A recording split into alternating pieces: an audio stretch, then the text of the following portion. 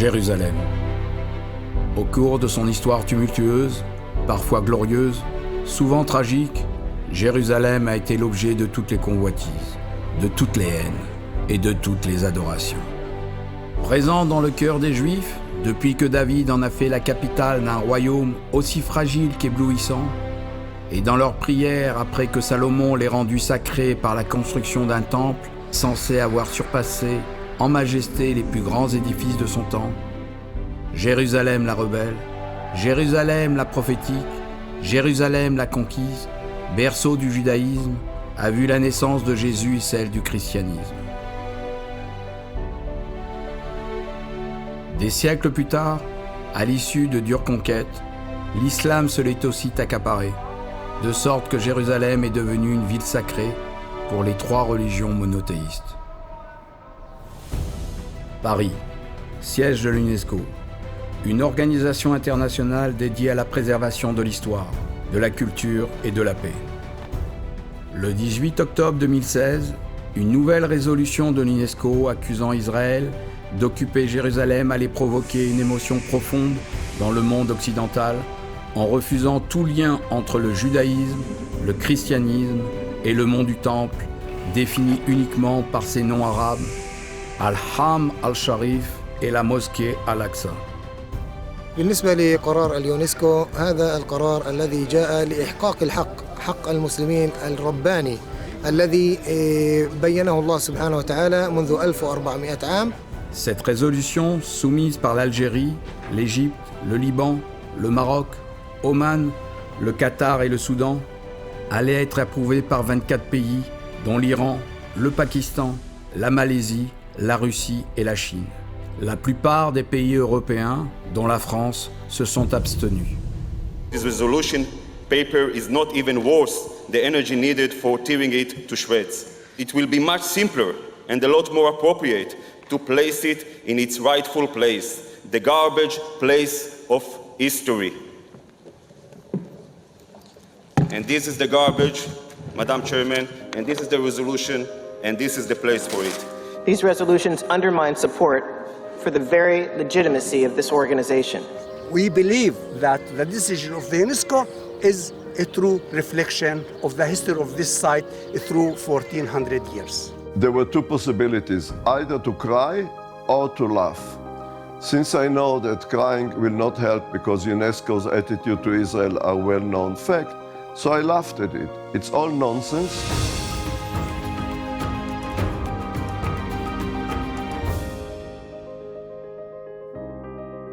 UNESCO, the first time in history, forgot that this is the Temple Mount, and they are using another expression. In the past, they used the two expressions. The Arab one, Haram el-Sharif, flesh, the Temple Mount.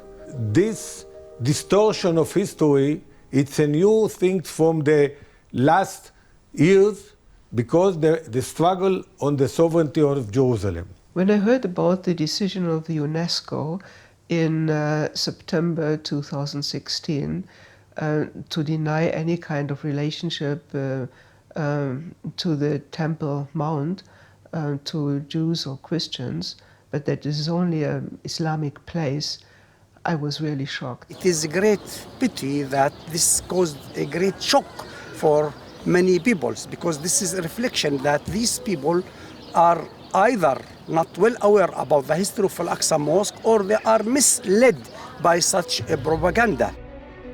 Alors que les Juifs et la plupart des chrétiens, se référant à leurs saintes écritures et aux découvertes archéologiques, disent qu'il y avait un temple sur cette colline, les Palestiniens, suivis par le monde musulman, affirment qu'il n'a jamais existé et que seulement la mosquée Al-Aqsa et le dôme du rocher font partie de l'histoire à retenir.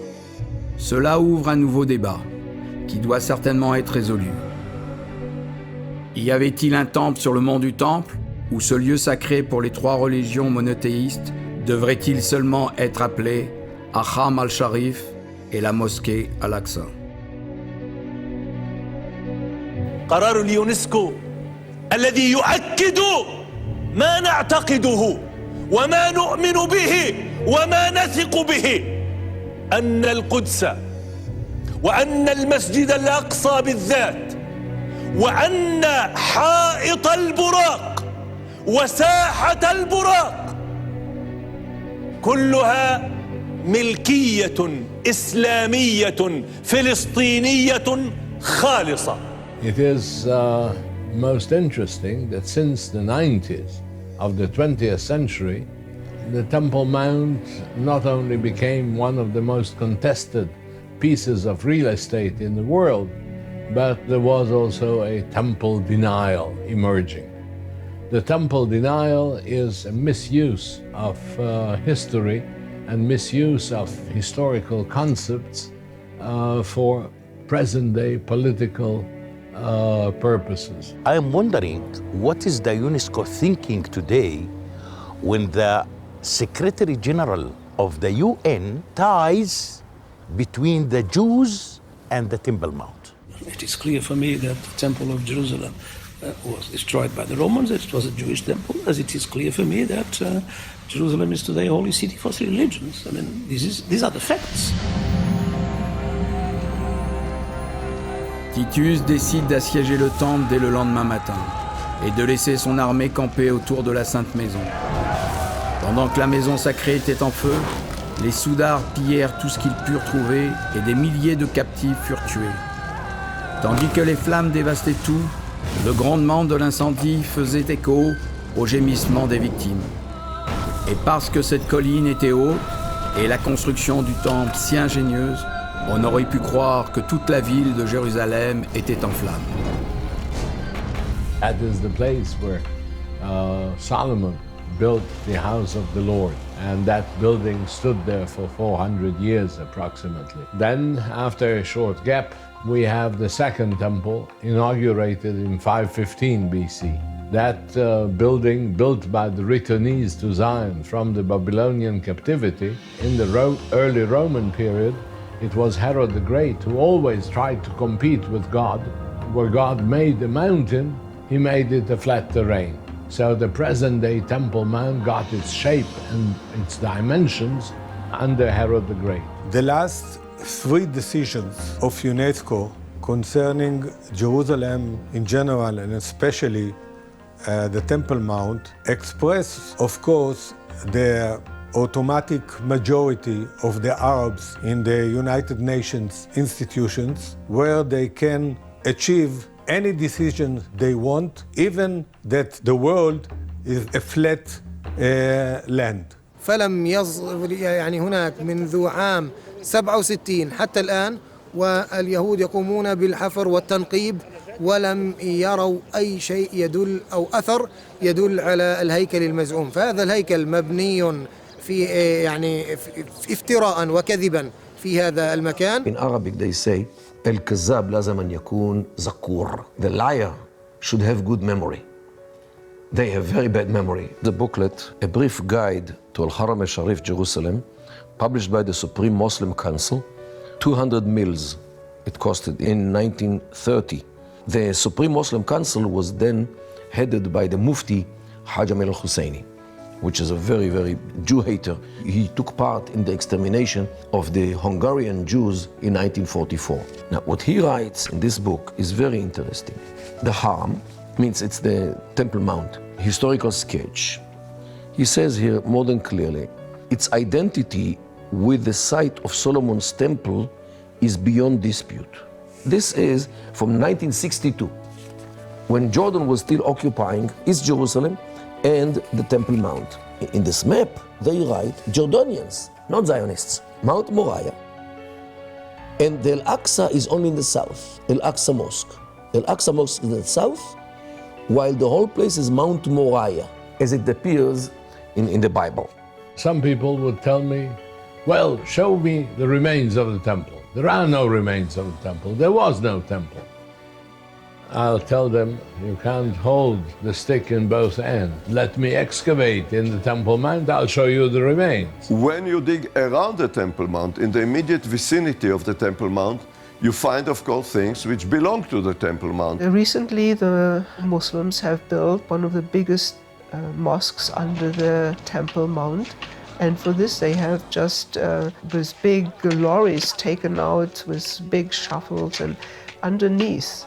And this is the very one place that has never been excavated archaeologically. And so they just used it like a big bin and threw everything they found out into the ravines. And an archaeologist, Professor Gabriel Barkai, I think one of the greatest archaeologians we have in our lifetime, he has made it his task to collect all this dirt. I don't know, hundreds of lorries full of dirt, and he's now shifting now through all the details. It's a job of a lifetime. For centuries, there was a very clear status quo upon the Temple Mount. There were two major edifices of the Muslims. The Dome of the Rock, which was meant by Abd al-Malik ibn al-Marwan, who built it and inaugurated it in 691 of the Common Era. It was meant to be a replacement of Solomon's Temple, a white rock instead of the black rock of Mecca. The second building was the Al-Aqsa Mosque, which is south of the Dome of the Rock. Today, we have already 4 edifices. In 1999, a pit was dug, which was a criminal act. It is anti-civilized act, a barbaric act. It was carried out with bulldozers. And this is the most delicate point on earth, where even a toothbrush is too large a tool to carry out excavation. And the work was done with bulldozers. When we saw the whole mud that was taken out from the stables, we understood that it's an archaeological disaster. But during the last years, we are digging at the mud that they took out outside of the old city, and it's a treasure. So in every bad issue, you have some good issues. So that's the good issue.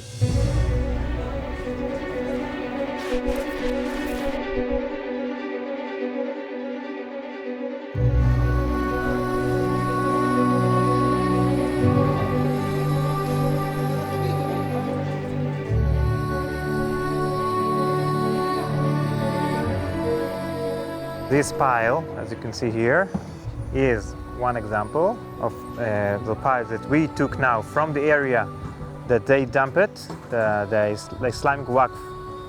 They dump it in a garbage site. We took it from those garbage sites to here, to Rim Valley. And as you can see, we take buckets, fill the buckets, and get rid of most of the dirt that is not relevant. What you can see here, a glazed tile, okay? And this tile it's an Islamic work, and we saved all this material because it is a scientific project. By using water pressure, we get rid of all the dirt and start to collect all the material after we explain to them that you have to separate between glasses, mosaics, pottery. After they finish to separate all the material, each one of the participants, they separate each material to the specific buckets, and then all this material goes to the archaeologist that works at this corner, and they start to analyze the material. This pottery, this also a rim of a vessel, you can see, and this pottery is from the Second Temple period. How do we know that? By the shape, design, and pottery material also. This is the capital of a huge column that is dated to the Second Temple period, the Herodian Temple Mount, okay? How do we know that? By this shape, we call that Doric style.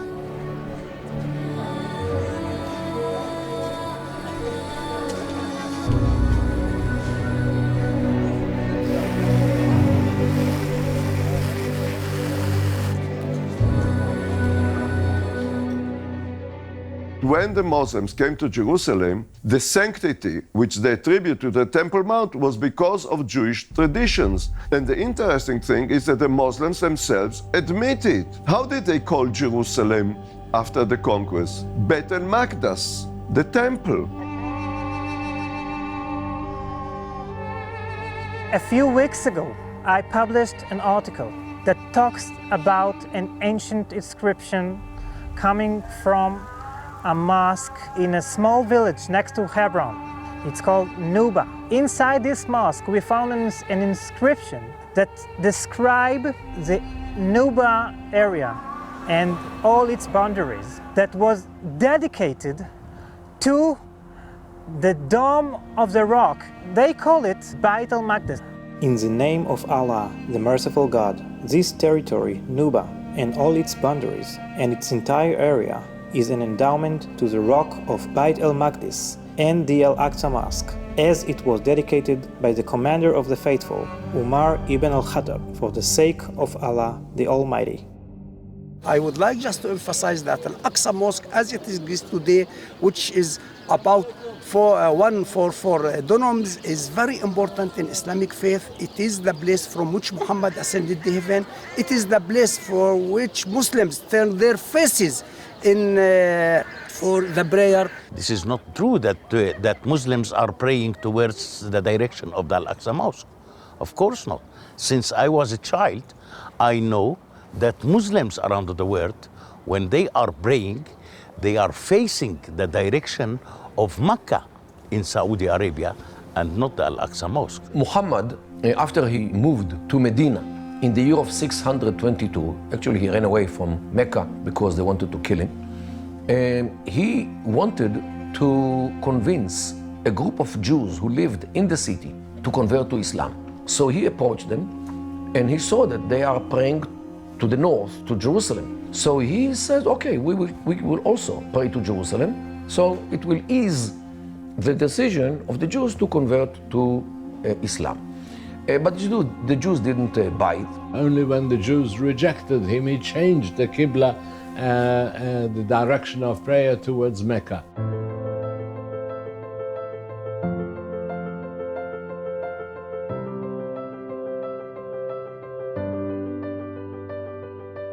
In 638, the second caliph of Islam, Omar ibn al-Khattab, came to Jerusalem and conquered it. In his army, he had a former Jew by the name Ka'b ibn al-Akhbar, and he told Omar about the significance of the Temple Mount, and therefore he built a wooden mosque there. When he came, the Patriarch of Jerusalem, Sophronius, told him, we have got the center of the world in our place, the Church of the Holy Sepulchre. Omar was not convinced. So Ka'b al-Akhbar told him, we know where the center of the world is, and he took him to the Holy Rock, which is under the Dome of the Rock. And there are stories that it was covered with garbage, and Omar ordered to clean it. And when you look into the maps from the Middle Ages, there you have the three parts of the world, and in the middle is Jerusalem, and in the middle is the temple. This is, of course, a concept that the Christians adopted from the Jewish world. This area was left neglected for 550 years. If it is so important for Christianity and for Jesus Christ, I raise a question, why we don't have any church or we don't have any remarkable architecture in the Byzantine people or in that time? It's super idiotic. In the late Roman period, there is a bridge leading to the Temple Mount, so it led nowhere. You cannot imagine that the Temple Mount was empty because the city in the early Christian period was so densely populated that it overflowed. We have also very rich finds of the early Christian period, the Byzantine period, from the 4th till the 7th century of the Common Era. We have coins, cruciform pendants, architectural members of ecclesiastic buildings. All that changes the history of the Temple Mount as it appears in written sources. Omar knew that in the center of the Temple Mount, there is the center of the world. The Jewish tradition says the land of Israel is in the center of the world. Jerusalem in the center of the land of Israel. The Temple Mount in the center of Jerusalem, and the Holy Rock in the center of the Temple Mount. The question was where to build the mosque, because the conquerors, everywhere they came, they built, first of all, a mosque. Ka'b al-Akhbar suggested to build it north of the Holy Rock. So Omar told him, I know what you mean. You mean the Jews who converted but not 100% sure, when they pray in the north and they have to pray towards Mecca, Then they pray from the north, they will pray to the Holy Rock because that's the holy place. So we will build it south. بالنسبة للآيات والأحاديث، أولا أن هنا كان مسجدا، والرسول صلى الله عليه وسلم لما سئل عن أول مسجد تكلم أن المسجد الأول هو مكة المكرمة، وثاني مسجد بني على وجه الأرض هو المسجد الأقصى المبارك، وهذا ما بينه الرسول عليه الصلاة والسلام، وأن بينهما 40 عاما، يعني الذي بنى مكة المسجد المكة هو آدم عليه السلام، والذي بنى المسجد الأقصى إما آدم أو أبناءه. To say even by UNESCO or by any other United Nations association, the Temple Mount is not a Jewish land, and the rock is not the rock of Moriah, and the Western Wall is not a Jewish west wall of the temple. It's like to take the dish, to put it in front of the sun, to say, well, there's no sun. It's not going to work.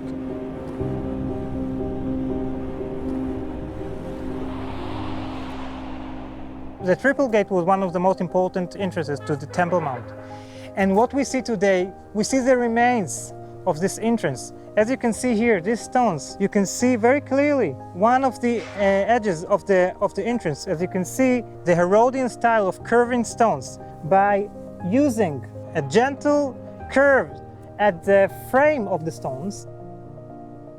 Jewish used to come through these gates and worship God. We have finds which illuminate the history of the Temple Mount for pagans, for Israelites, for Judeans, for Jews, for Christians, for Muslims, and for all others who participated in this historical episode of the Temple Mount. We are now at the Ophel. The Ophel comes from the ancient Hebrew. We find this word in the Bible. So we have here several bullae. This is a very significant bulla. This is approximately 2,600 years old. It has preserved two words, Gibeon and Lamelech, belonging to the king. Shipment of taxes sent in kind from the city of Gibeon to the king's treasury in Jerusalem. This is a fiscal bulla. We are standing here next to an ancient wall dated to the 10th century BC. Archaeologists describe this wall as a wall that was built by King Solomon. This style is very familiar also on other sites in Israel and in the Mediterranean area. This is an arrowhead of early First Temple period, somewhere around the 10th century BC. We have here another arrowhead of the 2nd century BC from the battles of the Maccabees against the Seleucid Greeks. We are here now at one of the biggest gates from the biblical Jerusalem, from the First Temple period, date to the 10th and 9th century BC. When Dr. Eilat Mazar digs here, she found those vessels, monumental vessels. The inscription that you can see here is written in Hebrew, biblical Hebrew, from the First Temple period. And it says, Lamed, Shin, Resh, Hey, Aleph, Vav. We can understand that those vessels was used as store jars for the date juice. We are here next to the Western Wall, and we can see also very clearly the Herodian style. One of the most important findings that was found here came by the destruction of this area that was made by the Roman soldier. This stone came from the edge of the corner of the Temple Mount. It fell down first and all the other stones fell on it. This stone has an inscription on it, as you can see here. This was the specific place that they used to stand and sound the horn. It's a very, very, very important evidence. All the people all over Jerusalem knew that Shabbats or the holiday is coming. In addition, we have finds from the Second Temple in abundance, starting from Persian period remains, Hellenistic period remains. During Second Temple period, the temple taxes were accepted by the temple authorities in a certain currency only, and it was not American dollar. It was the shekels of the city of Tyre. So people had to change money when they came to the Temple Mount. Otherwise, they could not enter. Jesus, short time before crucifixion, chased away the money changers from the Temple Mount and turned upside down their counters. This is a coin of half a shekel made of silver. It has the inscription, Yerushalem Kedosha, or Holy Jerusalem. On the other side, it is written, Chatzi HaShekel, half a shekel. We have the original flooring, which is referred by Flavius Josephus. This pattern here is called sort of a four squares pattern. One square, inside it a second square, inside it a third square, inside it a fourth square. And here on the Temple Mount, we appear to have a four square pattern. We can construct this because we have specifically large tiles, medium tiles, and small tiles. It is probably the work of a team sent by Emperor Augustus to his friend Herod the Great. So we have some of the original pieces, something that enabled us to reconstruct the pattern. They fit the exact dimensions of the fractions of the Roman foot. So this framework is exactly one Roman foot.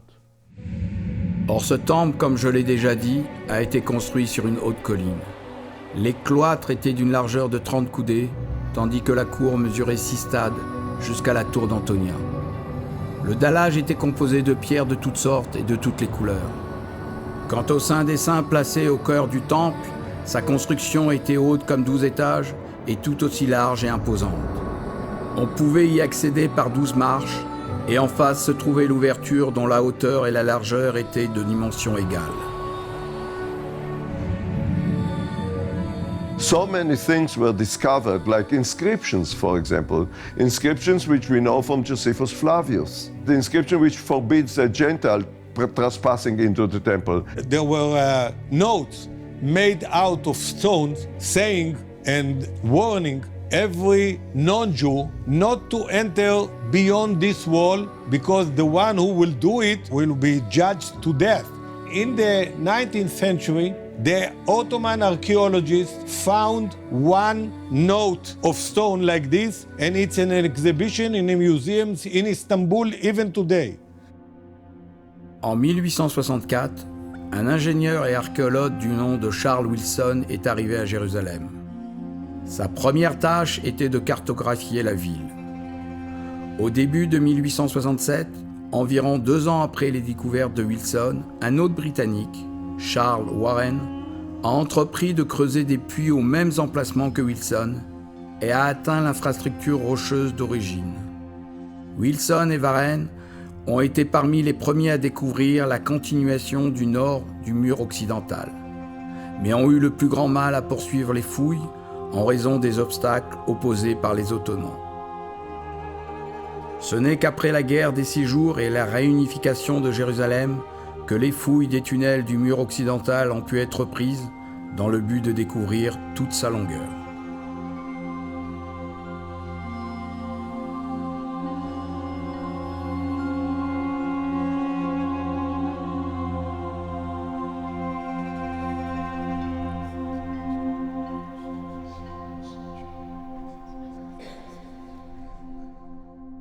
All what we know, that there is a small pagan temple, we don't know who really constructed it, where is the exact location and how it was disappeared. نبوخذ النصر يقول يعني هنا يعني الله سبحانه وتعالى يروي في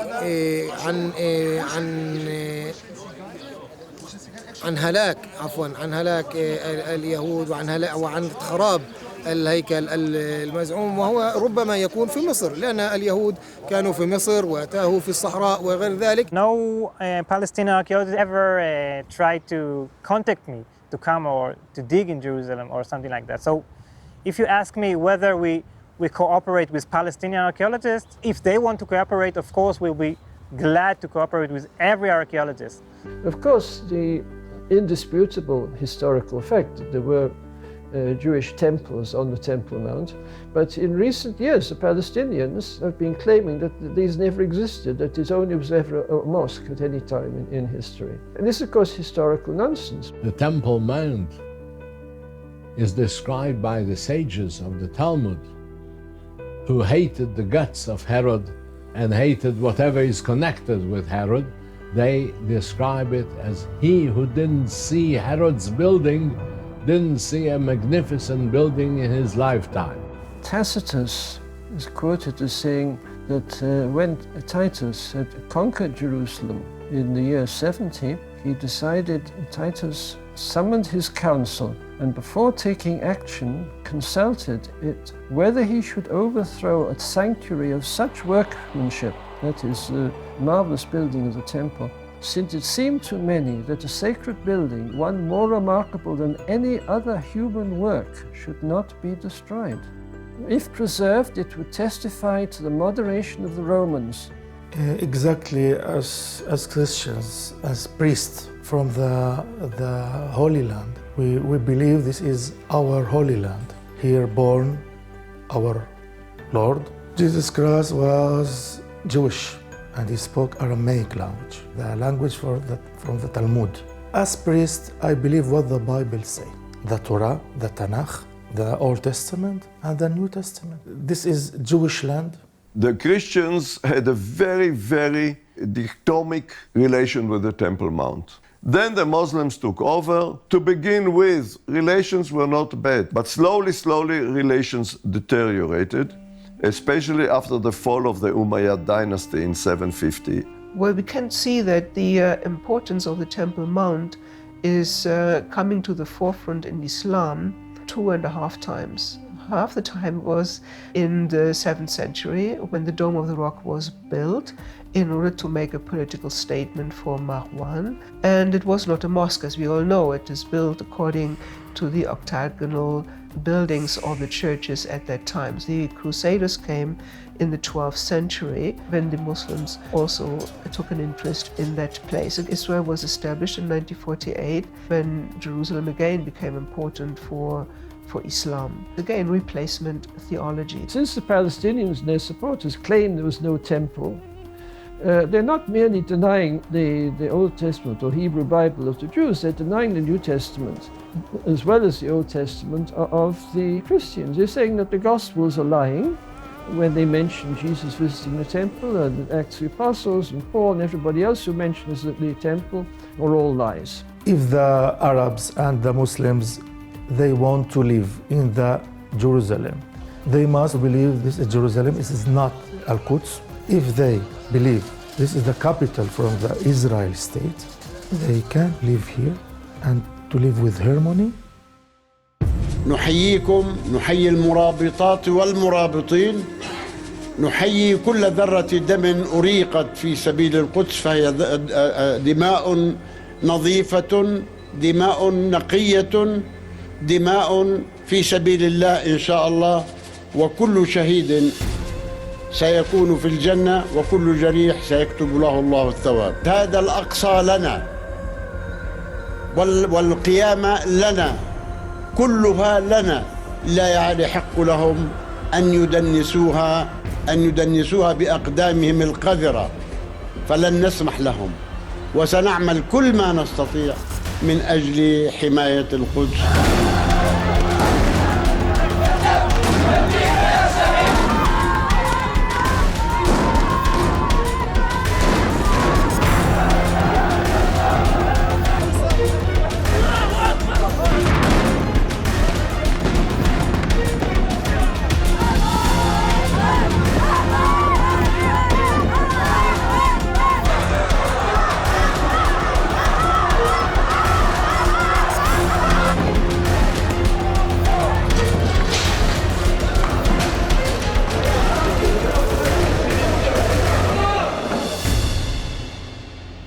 الله سبحانه وتعالى قد قرر في كتابه أن القدس جزء من العقيدة الإسلامية، جزء من القرآن الكريم الذي نتعبد الله سبحانه وتعالى به.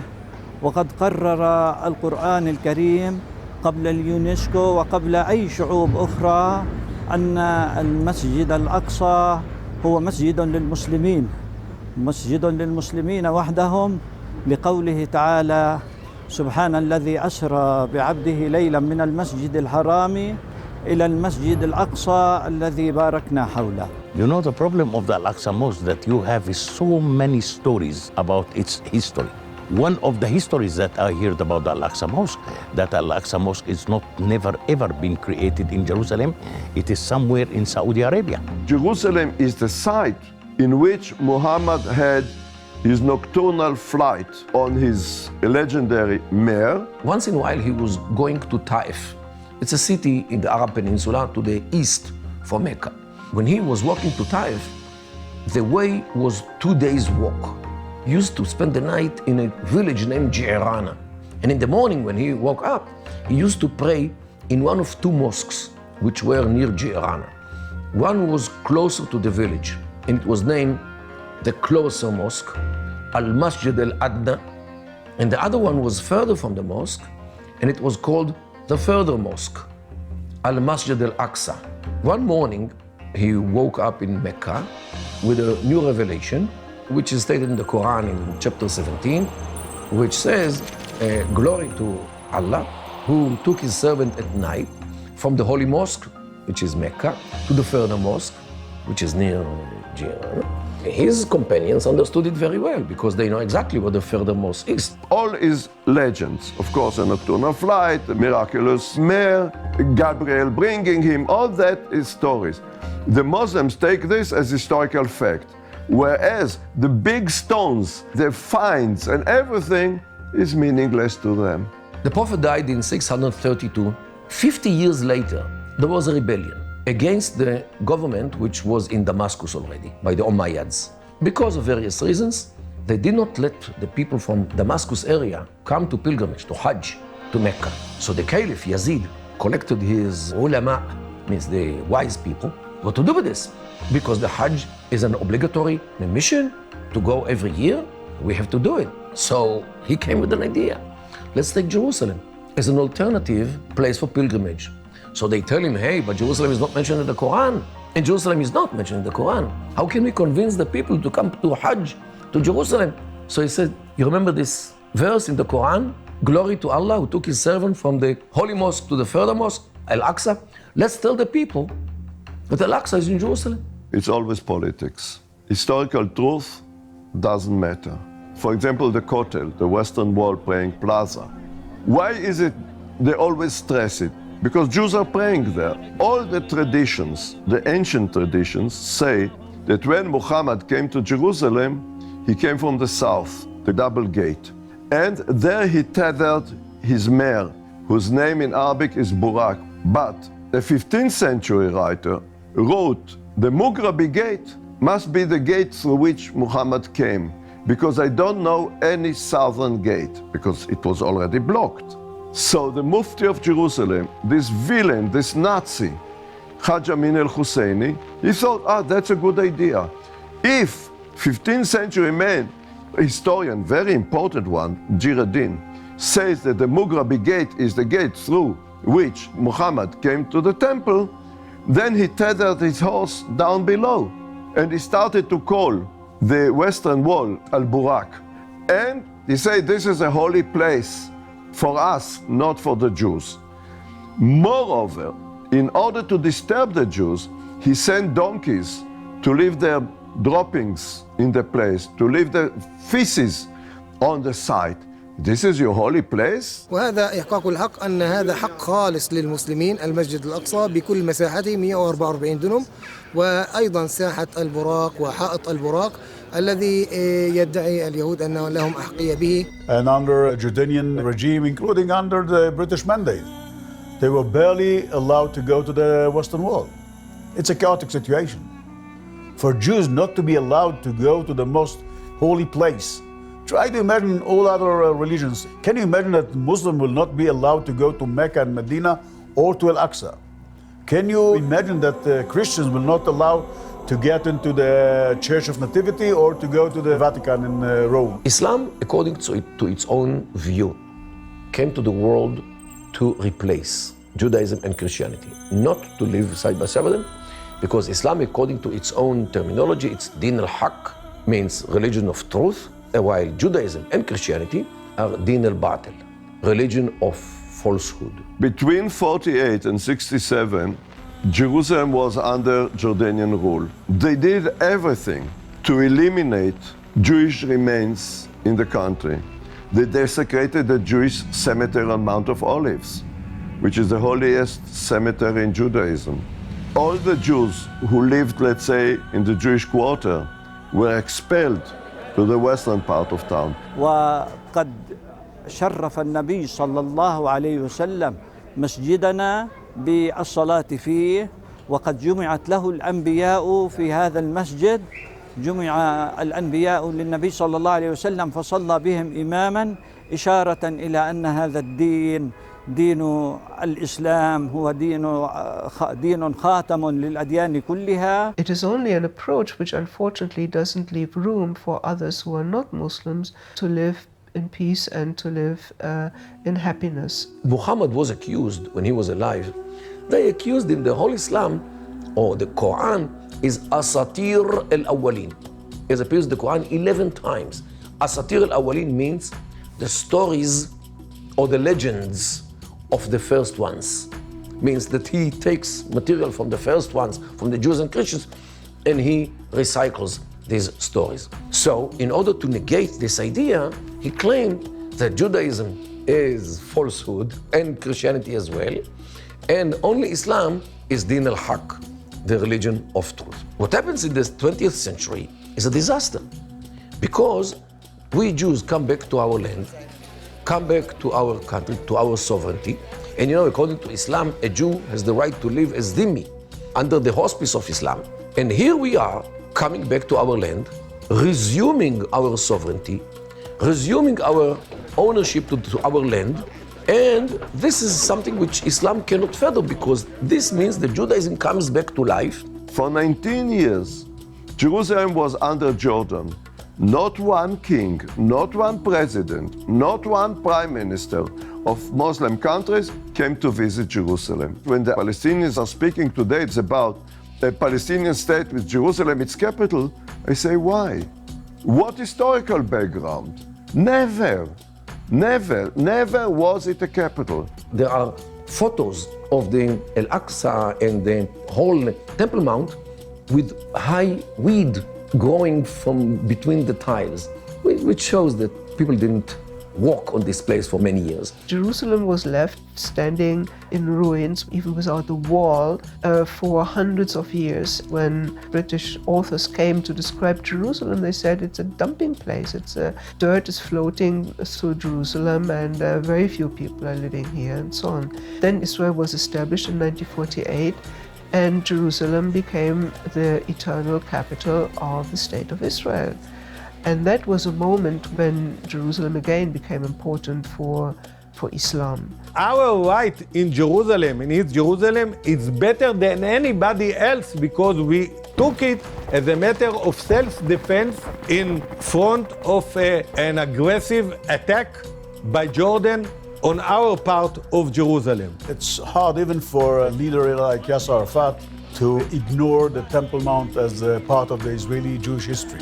Although he tried, but the main efforts were done by the extreme Islamic movement in Israel, led by Sheikh Raed Salah, who started by labeling the issue as Al-Aqsa fi Khata, which means Al-Aqsa Mosque is in danger. أن تتعجل بإعلان حرب إعلامي هجومي على الاحتلال الإسرائيلي تفضح كل كذبه، تفضح كل جرائمه، وتفضح كل وجوده، وتدعو إلى زوال هذا الوجود الاحتلالي فوراً، وإلا الأقصى في خطر والخطر يزداد يوماً بعد يوم. To speak about Al-Aqsa in danger, when the biggest mosque was built when Israel is the ruler of Jerusalem, it's a lie, it's a joke, and it's everything but not to tell the truth. What happened in the last few years, they are trying to launch a new initiative to label the whole Temple Mount as Al-Aqsa. I'm sure that you haven't visited Mecca and Medina because you're not allowed to. If you're not Muslim and there is a sign at the entrance to Mecca that says Muslims only, Muslim faqat.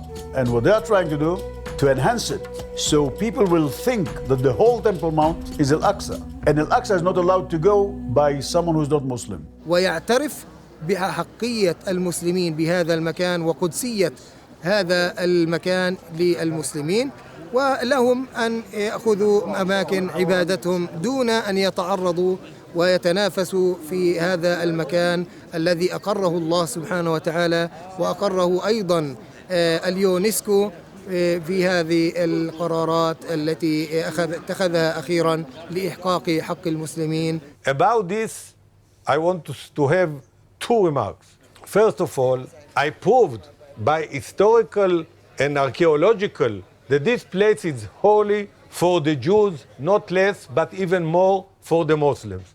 I respect their mosques, I respect their belief. Please respect our belief as Jews, especially as we, not like you, have very good proofs, definite proofs, solid proofs that our temples were there. Those who forget the Bible and place their word into the center, there we find Palestinianism is the mainline thinking today.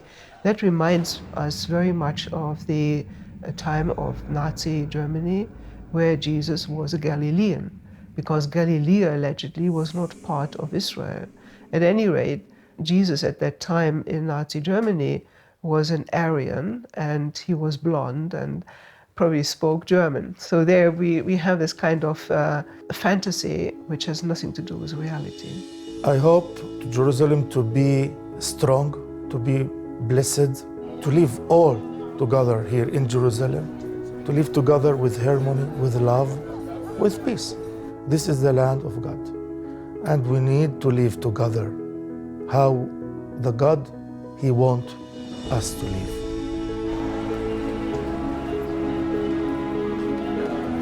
If you ask me what is a just solution, the division of the Temple Mount between the Jews and the Muslims is the same as we did in the cave of our ancestors in Hebron.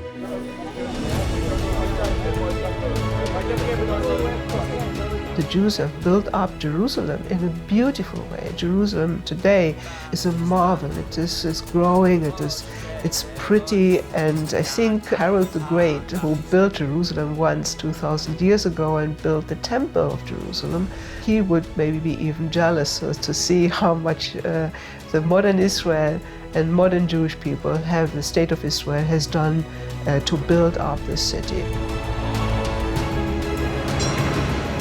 Reconciliation, coexistence, and sharing everything.